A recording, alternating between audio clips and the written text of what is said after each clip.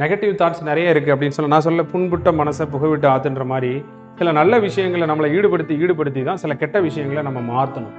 வேற வழி கிடையாது. பிஸி ஆகுறது மூலமாக தான் மாற்றணும். சில கேரக்டரையோ இல்லை சில செயல்களையோ நம்மளால் மாற்றவே முடியல அப்படின்னா நினச்சா வருத்தப்படாதீங்க. அதுக்கு நேர் ஆப்போசிட்டாக இருக்கக்கூடிய நல்ல விஷயங்கள் எதெல்லாம்னு பாருங்கள். அதில் உங்களை அறியாமலே இன்வால்வ் பண்ணிக்கோங்க. ஒரு கோயிலுக்கு போகிறது, 4 பேர்ட்ட புத்திமதி கேட்குறது, ஒரு கிளாஸ் கவனிக்கிறது, இந்த மாதிரி தான் நீங்கள் உங்களை இன்வால்வ் பண்ணிக்கணும்.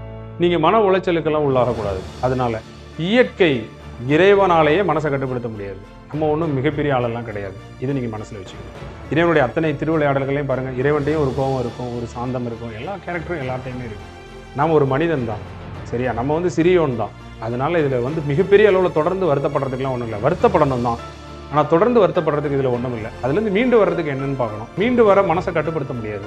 மனசை ஏமாற்றி தான் வரணும். அதான் இவ்வளோ அருமையாக சொல்லுங்கள். புண்புட்ட மனசை புகவிட்டு அதுன்னா வேற ஒரு விஷயத்தில் புகவிட்டு, அதுக்கு தான் அர்த்தம். புகுத்தி நம்ம என்ன செய்யணும், அதை சரி பண்ணணும் அப்படின்னு சொல்கிறாங்க.